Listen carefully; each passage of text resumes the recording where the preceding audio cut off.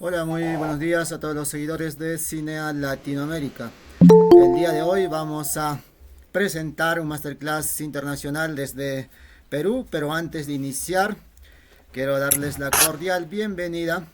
Asimismo, también quiero recordarles que el enlace de asistencia para la certificación gratuita está junto a la transmisión que está saliendo por Facebook. También al finalizar vamos a retransmitir por nuestro canal de YouTube. No se olviden también de etiquetar a sus amigos, realizar preguntas al conferencista y compartir la transmisión. De esa forma nos permiten llevar educación a diferentes partes de Latinoamérica y el mundo. El día de hoy vamos a tratar un tema nuevo, bastante importante, es el cuidado del adulto mayor con diabetes mellitus tipo 2. Va a estar con nosotros como invitado especial el doctor José Uberli Herrera Ortiz. Él es licenciado en enfermería, egresado de la Universidad Nacional de Cajamarca, maestro en ciencias, mención salud pública, Universidad Nacional de Cajamarca, especialista en cuidado enfermero en geriatría y gerontología, Universidad Norbert Wiener, doctor en salud, Universidad Nacional de Cajamarca. También es docente ordinario de la Universidad Nacional Autónoma de Chota. Vamos a darle la cordial bienvenida al doctor José Uberli Herrera Ortiz. Adelante. Muy bien, muy buenos días, gracias por la invitación. Es para mí un honor poder compartir la poca experiencia que tiene uno, ¿no? Ya sea en la labor asistencial y también actualmente lo que es como docente, ¿no? De formadores de futuros profesionales en la salud. Muy bien, entonces vamos a tratar un tema muy importante sobre lo que es el cuidado del adulto mayor con diabetes mellitus tipo 2. Cuando hablamos de la diabetes mellitus tipo 2, sabemos que es una enfermedad metabólica crónica en la que la característica principal es la hiperglucemia, ¿no? Hablamos de que hay un exceso de glucosa a nivel de los vasos sanguíneos y esta hiperglucemia se debe a dos condiciones. Una es que hay un déficit en la secreción de insulina por el páncreas. Sabemos que el páncreas eh, tiene las células beta, ¿no? Las células beta de los islotes de Langerhans van a formar una hormona importante que regula la glucosa en sangre, que es la insulina, ¿no? En este caso, hay un déficit en la secreción de la insulina. Quiere decir que las células beta del páncreas no están formando una cantidad adecuada de insulina, ¿no? Y la otra condición es que la diabetes tipo 2 se presenta cuando hay una resistencia a la acción de la insulina en los tejidos periféricos. Muchos autores indican que generalmente se presenta la resistencia a la acción de la insulina y como consecuencia de esto ya va a conllevar a un déficit en la secreción de la insulina por el páncreas. Recordamos algunas diferencias. Hay dos tipos de diabetes mellitus, tipo 1, tipo 2, ¿no? Vemos algunas características, ¿no? Entre los dos tipos de diabetes. Por ejemplo, tenemos la diabetes mellitus tipo 1 y la tipo 2. Generalmente la diabetes mellitus tipo 1 se presenta en menores de 40 años, ¿no? Y la tipo 2 en mayores de 40 años, ¿no? Respecto a la edad. Respecto al morfotipo, generalmente los pacientes que tienen diabetes mellitus tipo 1 tienen un peso normal, son normopeso o de bajo peso, mientras que los pacientes con diabetes mellitus tipo 2 generalmente tienen sobrepeso o obesidad, ¿no? En cuanto a la forma de inicio, la diabetes mellitus tipo 1 es brusco, ¿no? es un inicio inmediato, ¿no? Que generalmente tiene una cetoacidosis diabética, ¿no? Por eso que la complicación más frecuente, las complicaciones agudas más frecuentes en la diabetes mellitus tipo 1 es la cetoacidosis diabética y el coma hiperosmolar, ¿no? Y es de inicio brusco. Mientras que en la diabetes mellitus tipo 2 es insidioso, ¿no? Es lento, necesita de semanas, incluso meses para poder evolucionar, ¿no? Y generalmente es asintomático, ¿no? No presenta en un inicio cuadro clínico. Respecto al tratamiento, la diabetes mellitus tipo 1 siempre necesita de la administración de insulina porque el páncreas hay una deficiencia absoluta de insulina, o sea, el páncreas no produce insulina. ¿Por qué? Porque hay un daño a nivel de las células beta por anticuerpos, ¿no? Que empiezan a destruir a las células beta. En cambio, en la diabetes mellitus tipo 2, el tratamiento se basa en la dieta, antidiabéticos orales y en algunos casos también cuando no responde a los antidiabéticos orales, es necesario la administración de insulina, ¿no? Tendencia a la cetosis, como indicamos, la diabetes mellitus tipo 1 generalmente ocasiona la cetoacidosis diabética y no es muy común en la diabetes mellitus tipo 2. Los dos tipos de diabetes tienen que ver con la herencia, ¿ya? Y con la historia familiar. Pero ¿quién tiene más relación con la historia familiar? O sea, indica de que los padres, ¿no? Los hermanos tienen diabetes, ¿no? Entonces, la que se relaciona más con la historia familiar, hablamos de la diabetes mellitus tipo 2. En cuanto a la autoinmunidad contra las células, en la diabetes mellitus tipo 1, sí. ¿Por qué? Porque hay anticuerpos que van a destruir a las células beta del páncreas, por lo tanto, no hay producción de insulina. En cambio, en la diabetes mellitus tipo 2, generalmente no hay autoinmunidad, las células beta están intactas, daño de las células beta del páncreas. Respecto a la insulinoresistencia, vemos que se presenta en la diabetes mellitus tipo 2. Por eso que la característica principal de la diabetes mellitus tipo 2 es que hay insulinoresistencia. O sea, acá hay dos condiciones. El páncreas produce menos insulina de lo normal o está produciendo una cantidad adecuada. Sin embargo, la insulina no cumple la función, ¿no?, de transportar la glucosa de la sangre a las células. En ese caso hablamos de la insulina resistencia y que esto generalmente está asociado con el malos estilos de vida, sobre todo el sobrepeso, la obesidad y el sedentarismo, ¿no? Entonces hemos podido diferenciar algunas características entre la diabetes tipo 1 y la tipo 2, pero en esta oportunidad nos vamos a centrar sobre todo en la diabetes mellitus tipo 2 porque eso es el tema que estamos tratando. ¿Cómo se regula la glucosa? Para recordar es que hay dos hormonas que van a regular la glucosa en sangre, ¿no? La insulina y el glucagón, ¿no? La insulina, la función de la insulina es transportar la glucosa de la sangre a las células para que las células puedan hacer su función. Pero cuando hay mucho consumo de carbohidratos, ¿no?, también la insulina puede convertir la glucosa en glucógeno, ¿no? Eso se llama la glucogenólisis, cuando la insulina almacena en el hígado y en los músculos el glucógeno a partir de glucosa. Ese proceso se llama glucogenólisis.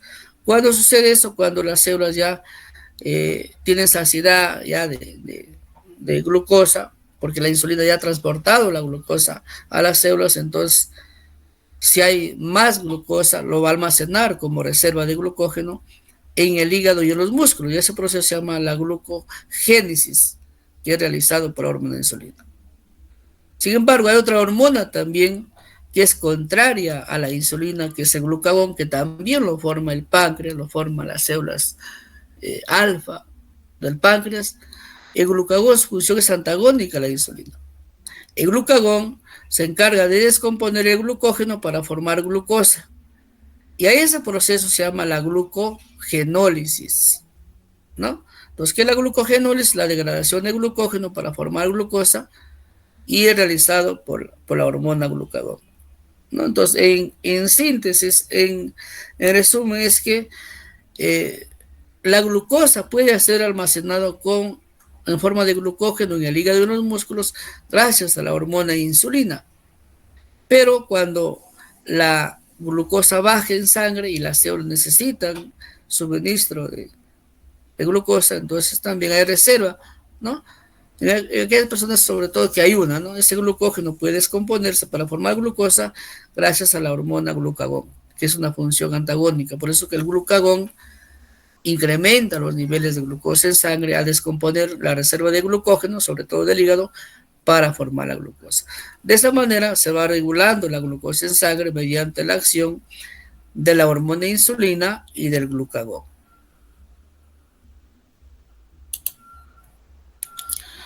En el caso de la diabetes mellitus tipo 2, ¿cuáles son los síntomas que tienen relación con la hiperglucemia? Y habíamos indicado que la hiperglucemia es cuando los valores de glucosa están aumentados en sangre, ¿no?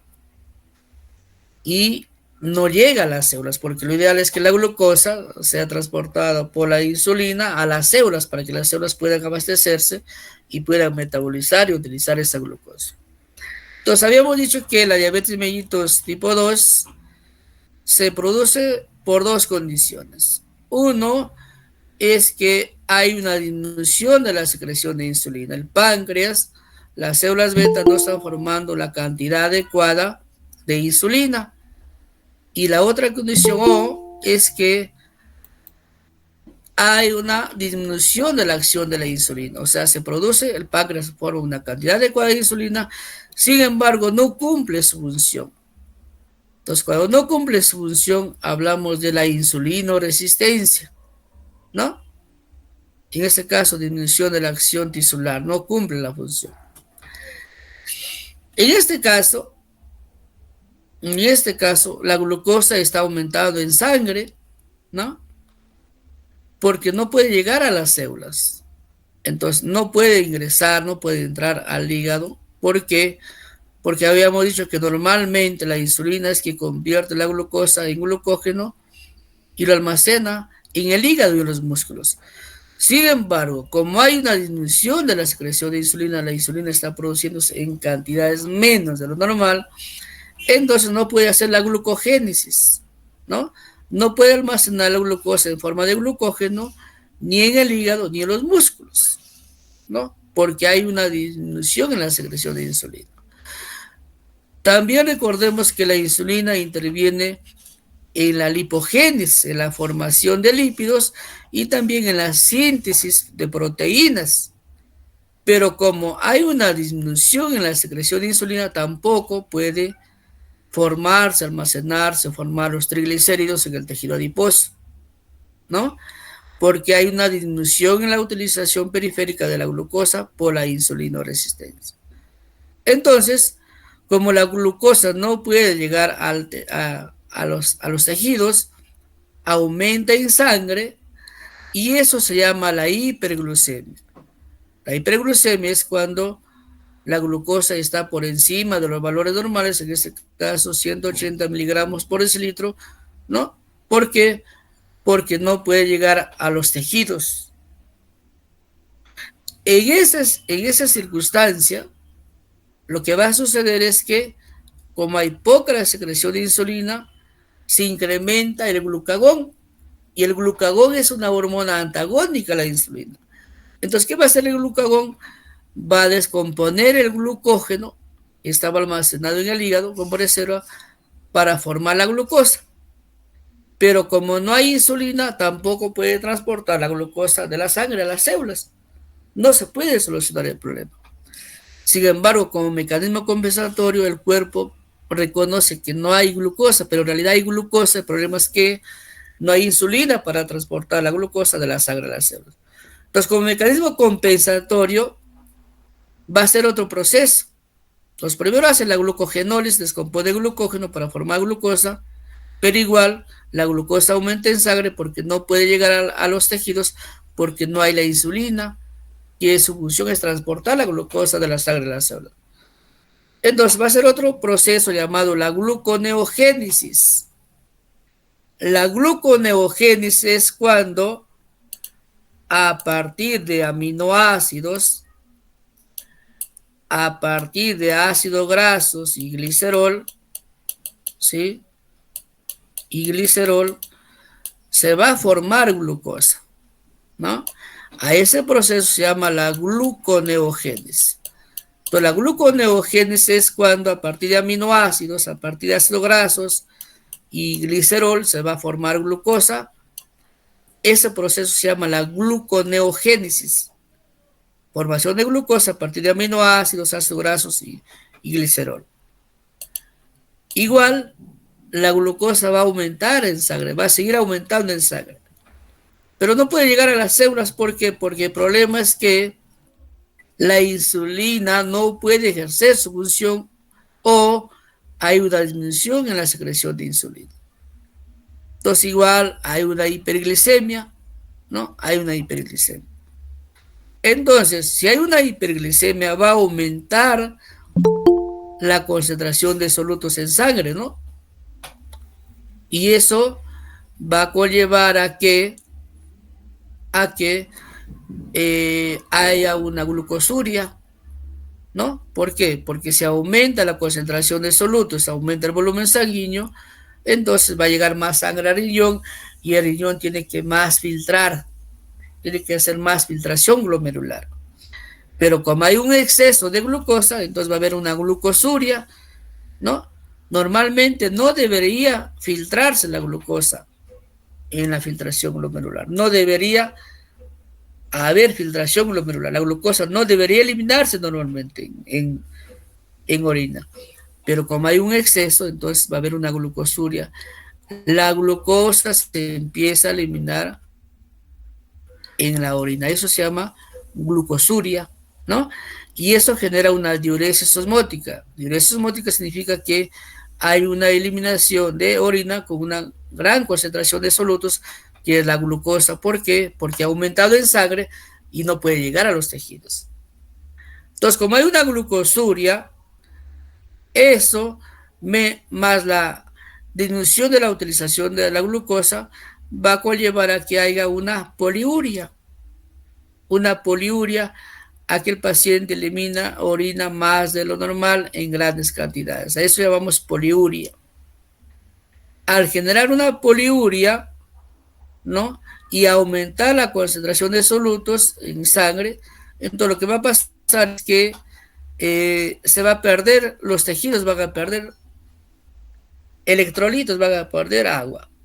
Y como ha perdido los tejidos electrolitos, aguas, se ha deshidratado el tejido, entonces con mecanismo compensatorio va a haber una polidipsia. El paciente tiene una sed intensa. ¿Por qué? Porque hay deshidratación de los tejidos. ¿Para qué? Para descomponer los solutos, porque hay una hiperglicemia, ¿no? En ese mecanismo, entonces hay polidipsia, se bastante.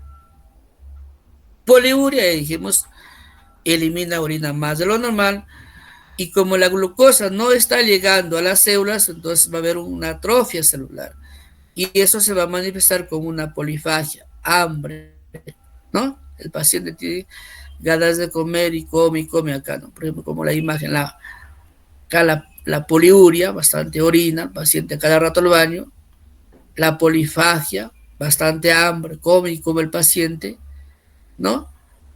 La polidipsia, ¿no? Acá la polifagia, la polidipsia se bastante, consume bastante líquido del paciente, ¿no?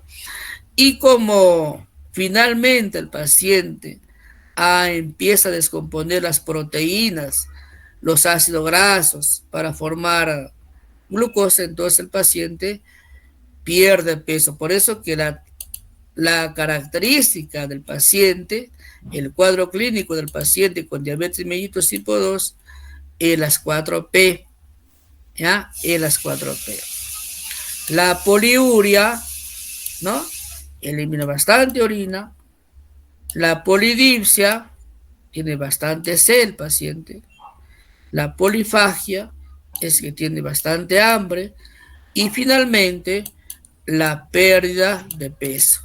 ¿Ya? ¿Por qué la pérdida de peso? Porque como la glucosa no llega a las células, entonces, ¿qué hace el cuerpo? Hace la glucogenólisis, va a descomponer el glucógeno para formar glucosa, pero igual no se soluciona el problema porque el problema es que no hay insulina. Entonces hace el otro mecanismo compensatorio, la gluconeogénesis, y la gluconeogénesis descompone las proteínas, los aminoácidos, descompone la grasa, los ácidos grasos y glicerol para formar glucosa. Entonces, como se está descomponiendo las proteínas del músculo, se está descomponiendo la grasa, entonces eso se manifiesta como pérdida de peso. El paciente ingresa gordito y ahí empieza a perder peso. Entonces, eso es la característica de un paciente con diabetes mellitus tipo 2. ¿No? Seguimos. En cuanto a los criterios diagnósticos, usted ya tiene conocimiento, se conoce que, según el ADA, ¿no? Y según la Organización Mundial de Salud y según el FI, hay 4 criterios diagnósticos, ¿no? Uno es que la glicemia, o sea, la glucosa en sangre al azar, debe ser mayor a 200 miligramos por decilitro, con clínica cardinal, o sea, con cuadro clínico que ya mencionamos, o una crisis hiperglucemia. Una crisis hiperglucemia es cuando generalmente la glucosa está por encima de los valores de 180 miligramos por decilitro. O la clínica cardinal que hemos hablado, las 4P, ¿no? La polidipsia, la poliuria, la polifagia y la pérdida de peso. La glicemia plasmática en ayunas, ¿no? Mayor o igual a 126 miligramos por decilitro, y hablamos que es un paciente diabético, tiene diabetes. Una glicemia plasmática a las 2 horas de sobrecarga oral de glucosa, al paciente se administra 75 gramos de glucosa, y después de 2 horas se mide la glucosa, si es mayor o igual a 200 miligramos por decilitro, también hablamos que es un paciente diabético. Y la hemoglobina glicosilada, cuando es mayor o igual a 6,5%, también hablamos que es un paciente con diabetes. Entonces hay 4 criterios, de acuerdo al ADA y también a la OMS y al FIT, ¿no? Que son similares, ¿no? Las variaciones son mínimas. Y sabemos que con dos exámenes ya se puede confirmar, ¿no? Que un paciente tiene diabetes mellitus, ¿no? Entonces estos son los criterios diagnósticos, ¿no? De acuerdo al ADA y de acuerdo a la OMS y al FIT.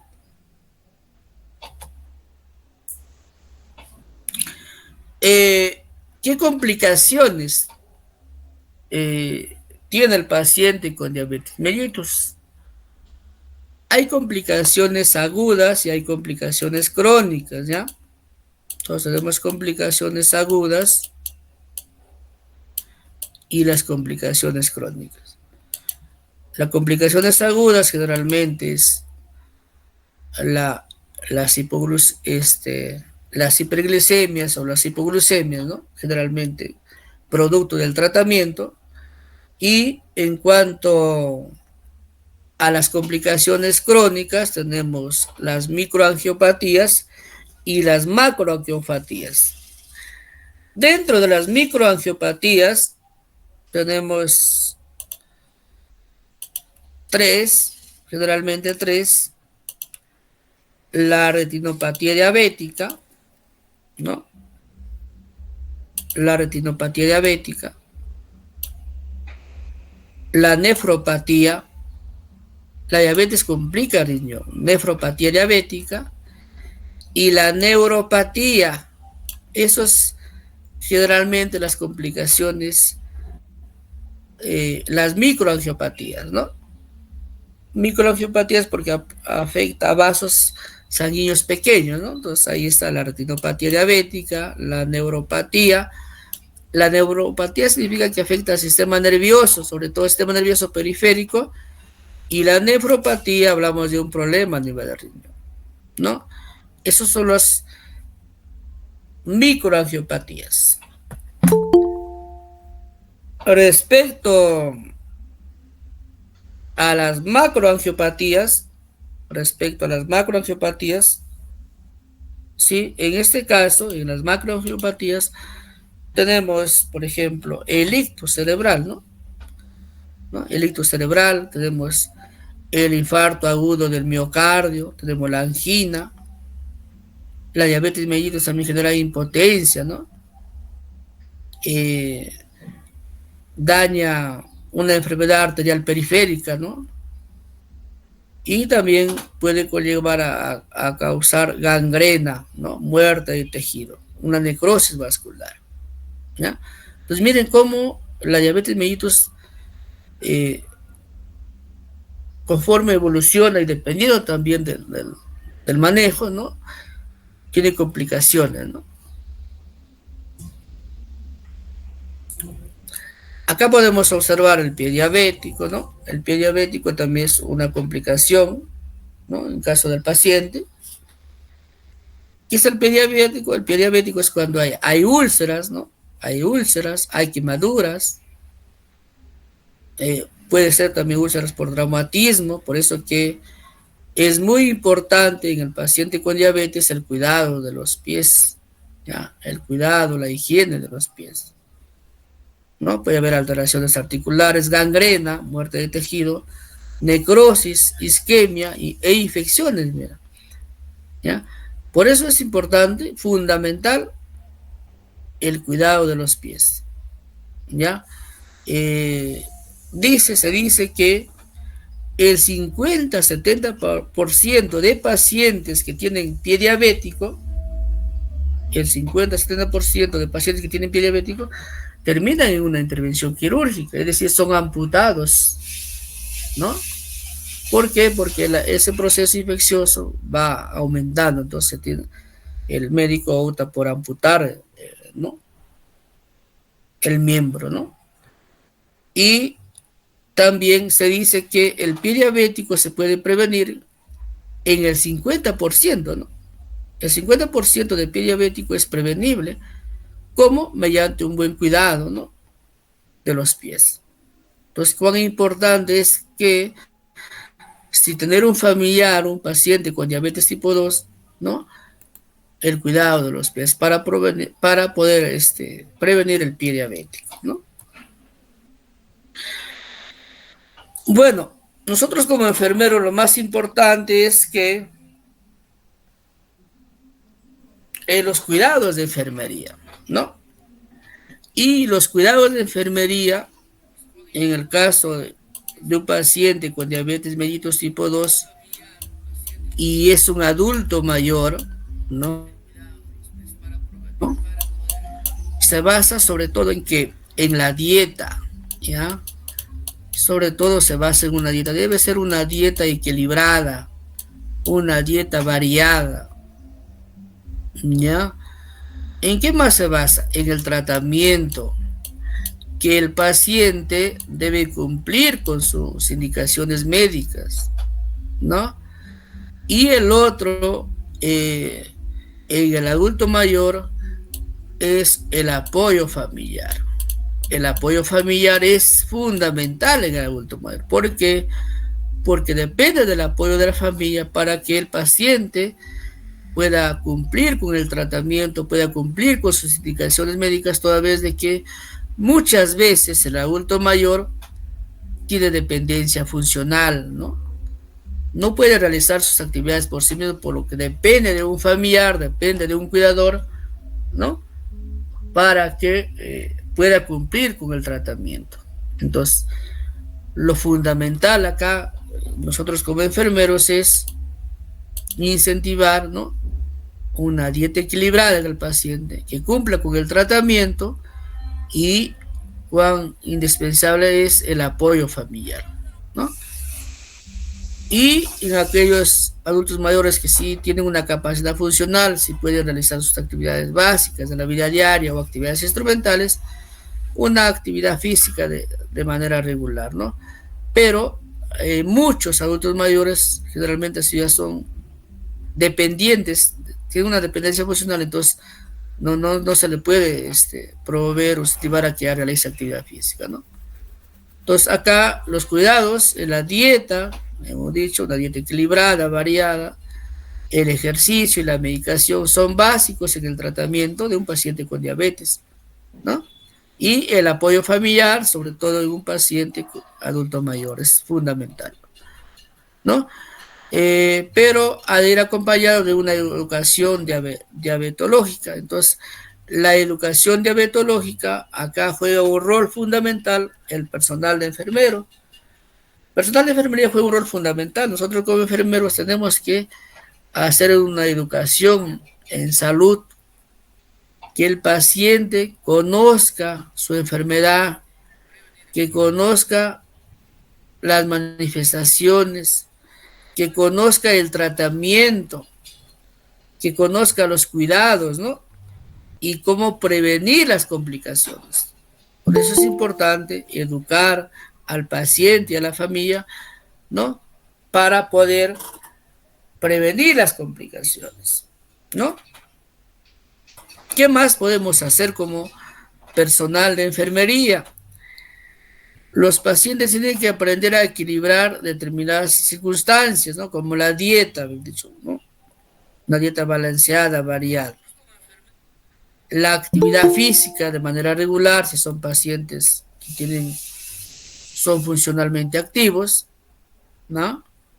Manejar el estrés físico. ¿Por qué manejar el estrés físico? Porque cuando el adulto mayor entra en un estrés, empieza a liberar catecolaminas, empieza a liberar el cortisol, y esas hormonas producen hiperglucemia, hacen que aumente la glucosa en sangre y peor complica el cuadro clínico, ¿no? Por eso es importante saber manejar los estados emocionales, ¿no? Además de situaciones especiales, si es un paciente, por ejemplo, ¿no? Que tiene infecciones o de repente tiene alguna amputación, entonces hay que tener cuidado bastante con estos pacientes. ¿Qué más? Incluir e identificar en la dieta de manera correcta todos los minerales esenciales, una dieta variada en glúcidos, en lípidos, en proteínas, en vitaminas y minerales. Generalmente, ¿no? Generalmente se recomienda una dieta hipoglúcida e hiposódica en un paciente con diabetes mellitus, ¿ya?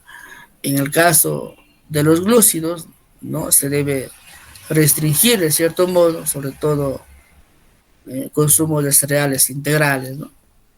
Los lípidos también tener en cuenta bastante, sobre todo los lípidos saturados, ¿no? Porque esos son perjudiciales, ¿no? Puede conllevar a una aterosclerosis, una arteriosclerosis y ocasionar un infarto agudo del miocardio, ¿no? Un consumo alto en proteínas, en vitaminas y minerales que es indispensable. Hay que expresar la importancia de mantener el peso ideal. Es importante educar al paciente que mantener en lo posible el peso dentro de los valores normales, ¿no? Recomendar hacer ejercicio físico aeróbico a aquellos adultos mayores que tienen una capacidad funcional, que todavía pueden realizar sus actividades, ¿no? Por sí solo, de forma regular, como paseos, nataciones, gimnasia, ¿no? Lo recomendable entre 3 a 4 veces por semana y durante 30 a 40 minutos por día, ¿no? Eso lo recomienda la Organización Mundial de la Salud. ¿Qué más? El uso de zapatos adecuados, deben ser zapatos cerrados, que no estén comprimiendo, ¿no? Porque es importante que el paciente, una de las complicaciones del paciente es la neuropatía diabética. ¿Qué quiere decir? Que afecta al sistema nervioso y que el paciente pierde la sensibilidad. Por eso es importante que los zapatos no estén comprimiendo, ¿no? ¿Por qué? Porque pueden causar lesiones, úlceras, ¿no? ¿Por qué? Porque el paciente pierde la sensibilidad, pues, ¿no? Es importante recordar la necesidad de determinar el nivel de glucemia antes del ejercicio y después del ejercicio, ¿no? Control de la glucosa para evitar riesgos, ¿no? De una hipoglucemia precoces y tardías. Se debe guardar la insulina en un frigorífico, no en un congelador, ¿no? Para que se pueda conservar y esté activo. En caso de las zonas de punción, ¿no? Donde se puede colocar la insulina, sobre todo no es aconsejable en 4 áreas básicas. Se puede colocar en el abdomen, en la cara externa de los brazos, en la cara anterior de los muslos y nalgas, ¿no? En la zona donde hay mayor absorción, generalmente es la región abdominal, ¿no? Donde la absorción es más rápida, y la zona donde es menos absorción, generalmente son los muslos. Y es importante también acá rotar, ¿no? Para evitar efectos adversos, ¿no?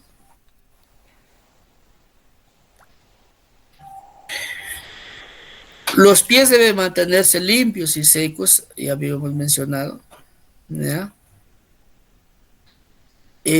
Inspección diaria del pie para detectar algunas lesiones ampollosas, hemorragias, de repente hay maceraciones, oscuraciones, ¿no? Es importante inspeccionar los pies. Incluso se puede hacer uso de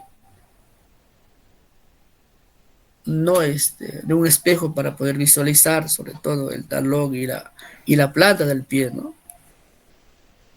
No se debe utilizar nunca bolsas de agua caliente o almohadillas eléctricas para calentarlos. ¿Por qué? Porque habíamos dicho que una de las complicaciones del paciente es la neuropatía diabética. Hay una destrucción del sistema nervioso periférico, hay un daño de los nervios, de tal manera que el paciente pierde la sensibilidad y muchas veces podemos ocasionar quemaduras, ¿no? ¿Qué más? En cuanto a la zona de punción, es aconsejable, ya, bueno, ya vimos esta parte, ¿no? Todos son algunos de los cuidados fundamentales que nosotros como enfermeros debemos fomentar, ¿no? Para prevenir o atenuar las complicaciones. Toda vez de que todo paciente con diabetes va a tener complicaciones agudas y complicaciones crónicas, ¿no? Entonces, y poder educar al paciente, ¿no? En ese sentido. Eh, Hay algunos estudios relacionados respecto a la diabetes mellitus tipo 2, ¿ya? Sobre todo estudios a nivel de Chota, está revisando, ¿no? Que hay algunos estudios, hay colegas que han podido investigar la diabetes mellitus tipo 2, ¿no? Y vamos a ver qué estudios. En el 2022, el doctor Andrés Senjo, un colega mío que trabaja también en la universidad, y el doctor Aníbal Oblitas realizaron un estudio denominado complicaciones crónicas microvasculares en usuarios con diabetes mellitus tipo 2 de una ciudad andina del Perú. ¿Ya? El estudio fue en Chota, tuvieron como objetivo determinar las complicaciones crónicas microvasculares en usuarios con diabetes mellitus tipo 2, ¿no? Utilizaron una metodología de estudio descriptivo, transversal, ¿no? Para evaluar las complicaciones crónicas. Se hizo 22 pacientes que tenían diabetes mellitus tipo 2, ¿no? La neuropatía y utilizar una escala para poder evaluar, ¿no? ¿Qué es lo que encontraron en estos resultados? No, dice que la frecuencia de neuropatía, ¿ya? Fue del 36,4%. Por eso que todo paciente que tiene diabetes mellitus tipo 2, las complicaciones crónicas sí o sí van a ocurrir, ¿no?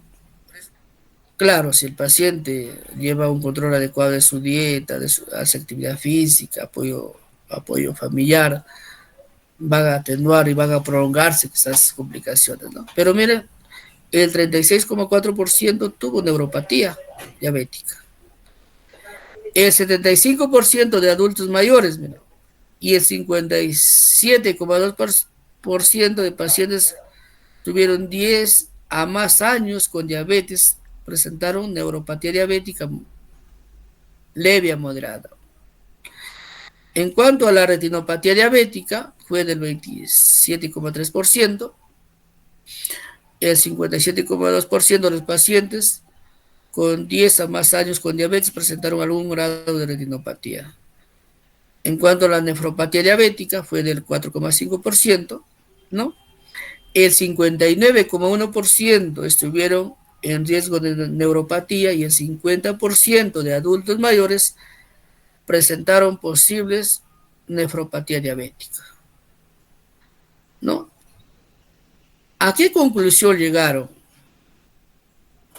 Nos dice que las complicaciones crónicas más frecuentes en los usuarios evaluados fueron la neuropatía y la retinopatía, según el grado de desarrollo, ¿no? Entonces miren que los pacientes que tienen diabetes, el paciente que tiene diabetes mellitus tipo 2 tiene complicaciones crónicas, ¿no? Tiene, en este caso, ¿no?, las complicaciones microvasculares, ¿no?, como la neuropatía y la retinopatía. También hay un estudio que fue publicado en el 2018, es un estudio sobre la efectividad de un programa, ¿no?, Ejerfis, en prediabéticos, en pobladores de Chota, ¿ya? Este estudio fue realizado por el doctor, bueno, magíster en ese tiempo, ahora el doctor Richard, el doctor Ander. Entonces acá tengo el resumen sobre ese estudio. ¿En qué consistió eso?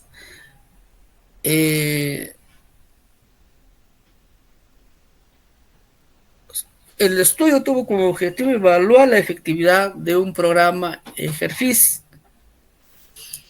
en pacientes con prediabetes, ¿no?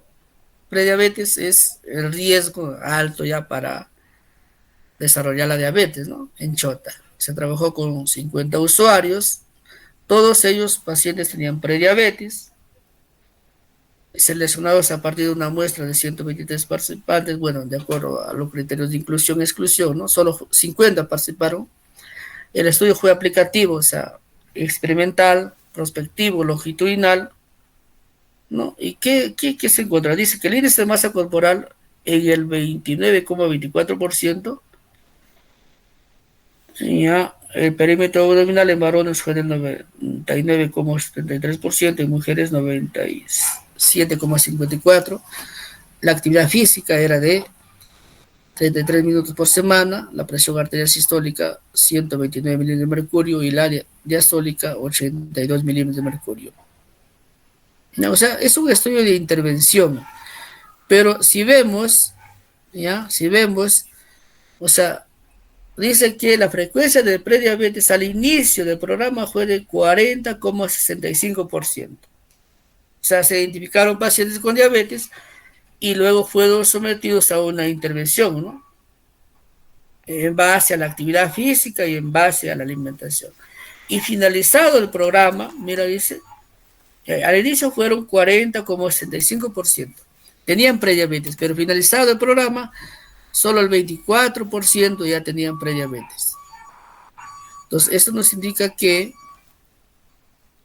la educación, la intervención, ¿no?, reduce, mira, la prediabetes, ¿ya? Entonces dice, al finalizar el programa, 38 participantes ya no presentaron la condición de prediabetes, mira, salieron de la condición de prediabetes. Se concluye diferencias significativas favorables para los usuarios en las medidas antes y después de la hemoglobina glicosilada. Por lo tanto, el programa Ejerfis fue efectivo en la disminución de la prediabetes en los usuarios diabéticos. Entonces, ¿qué nos da de enseñanza? ¿Qué nos da a entender? Que la prediabetes se puede prevenir en base a modificar nuestros estilos de vida, en base a una alimentación balanceada, en base a la actividad física, ¿no? Entonces, los programas de intervención sí tienen efectividad. Muy bien, finalizamos con un mensaje importante. Dice que, enfocado en los adultos mayores, ellos siempre cuidaron de ti. Es momento de cuidar de ellos. Muchas gracias.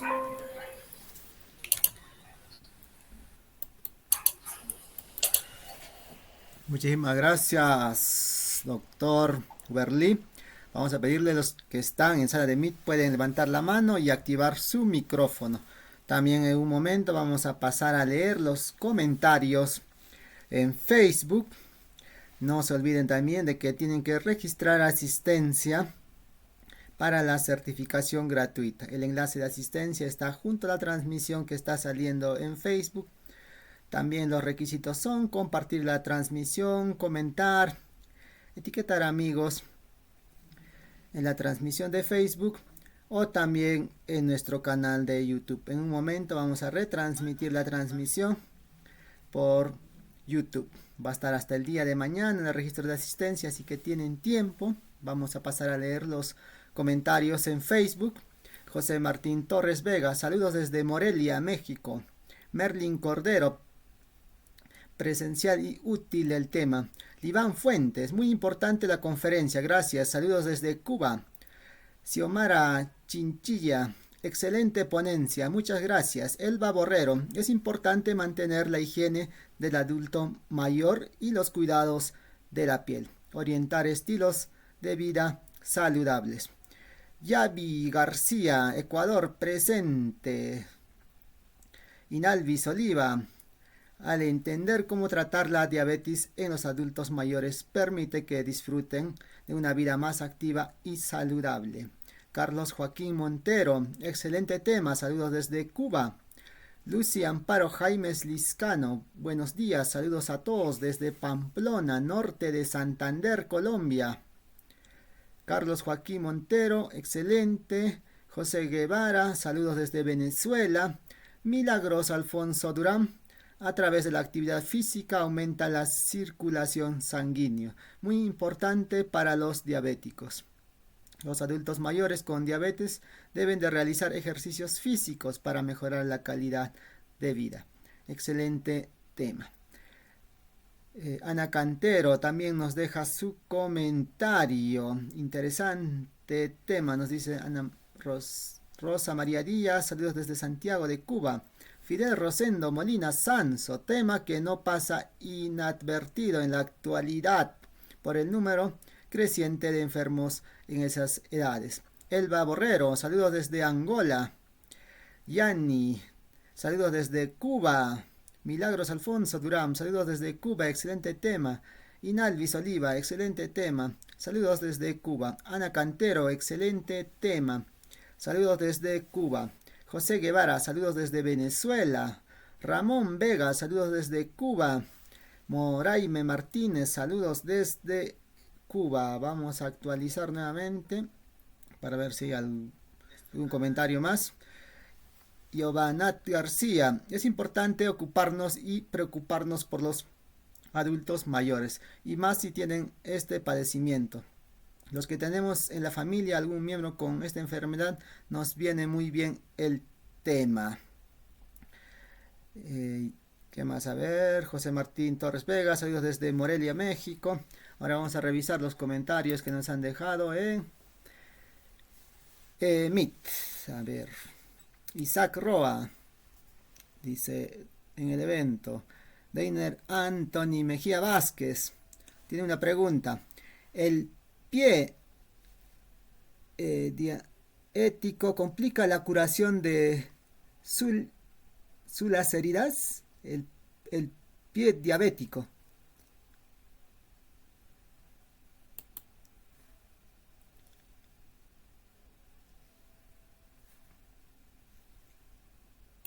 Doctor José Uberlin, ¿nos escuchas?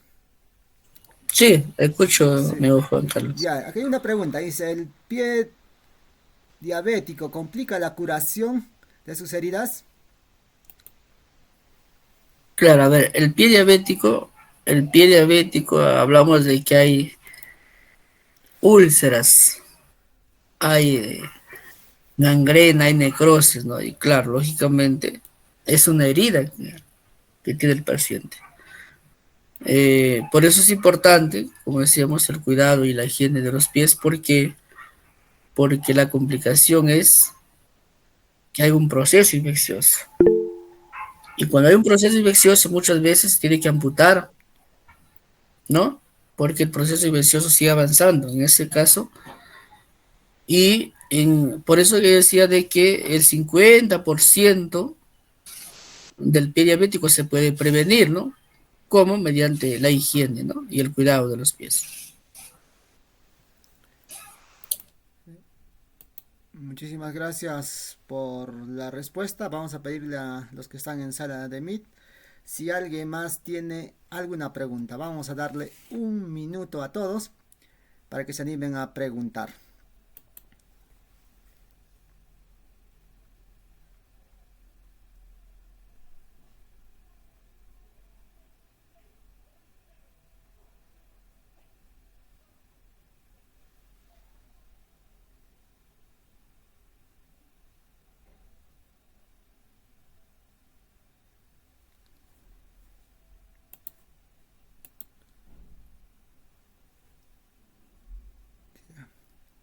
Tenemos una pregunta de Deiner.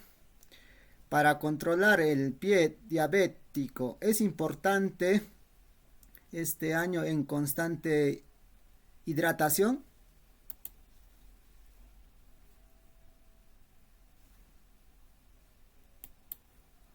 A ver. ¿Aló? Sí, hay una pregunta de Deiner. Dice, para controlar el pie diabético, ¿es importante estar en constante hidratación?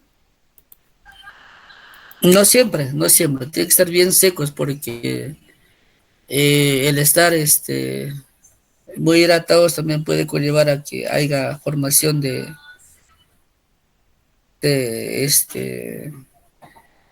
escaraciones o maceraciones, ¿no? Por eso es importante que los pies estén limpios y secos. También tenemos una pregunta. Nos dice, ¿cuál es la diferencia entre la diabetes tipo 1 y tipo 2? Bueno, esta pregunta ya lo habíamos explicado en inicio, a ver, pero vamos a visualizar esta parte. A ver, ¿cuál es más común? ¿La diabetes mellitus tipo 1 o la tipo 2? La más común, el 80-90%, es la diabetes mellitus tipo 2. Y la diabetes mellitus tipo 1 se da en el 5 a 10%. Es una diferencia, ¿no? Que la más común es la diabetes mellitus tipo 2. Otra diferencia es que generalmente la diabetes mellitus tipo 1 se presenta en menores de 40 años y la diabetes tipo 2 en mayores de 40 años. Eh, Otra diferencia es que la diabetes mellitus tipo 1 hay autoinmunidad contra las células beta del páncreas, o sea que hay anticuerpos que van a destruir a las células beta del páncreas, por lo tanto no hay producción de insulina. Por eso con la diabetes tipo 1 hay no se produce nada de insulina. Es un déficit absoluto, porque hay destrucción de las células beta del páncreas, por lo tanto no hay producción de insulina. Mientras que en la diabetes mellitus tipo 2 no hay una autoinmunidad contra las células beta están íntegras, ¿no? No hay destrucción de las células beta. Otra diferencia es que la diabetes mellitus tipo 2 está relacionado con los malos estilos de vida, ¿no? Con el sobrepeso, con la obesidad, con el sedentarismo, ¿no? Y es que en muchos casos hay la insulinoresistencia, ¿no? O sea, hay insulina, pero no cumple su función. ¿Por qué? porque hay una cascada, hay una liberación de citocinas, de interleucinas, ¿no? De ácidos grasos que dificulta o interfiere que la insulina cumpla su función de transportar la glucosa de la sangre a las células, ¿no? Entonces son algunas diferencias entre la diabetes tipo 1 y la tipo 2. Muchas gracias, doctor Huberli. No hay más preguntas. Desde Cinea Latinoamérica, es un honor contar contigo. De Arequipa, Perú, te enviamos un fuerte abrazo. Asimismo, también te deseamos muchos éxitos y bendiciones. Pero antes de finalizar, nos gustaría que nos dejes tus palabras finales para todos los seguidores de Cinea Latinoamérica. Gracias. Muchas gracias, amigo Juan Carlos. Gracias por la oportunidad y bueno, y también gracias por incentivar y llevar este tipo de eventos, ¿no? Cine a Latinoamérica, ya que es importante de que como profesionales de salud estemos en constante actualización, ¿no? Toda vez de que las normativas, los protocolos van cambiando y que pues como futuros profesionales o profesionales de la salud estemos actualizados para brindar un cuidado con calidad y calidez en beneficio del paciente, ¿no? Del familiar y de la colectividad. Y bueno, muchas gracias y felicitaciones y sigan promoviendo siempre la investigación que es fundamental. Muchas gracias nuevamente, doctor José Uberli. Ha sido un honor contar contigo en Cine Latinoamérica. Nos vemos próximamente. Hasta luego. Que tenga un excelente día y feliz Día del Padre. Un fuerte abrazo hasta Cajamarca. Gracias. Bueno, Muchas gracias. gracias. Bueno, de esta forma finalizamos con el masterclass del día de hoy. Antes de terminar, quiero agradecer a todos los participantes que están en sala de Meet.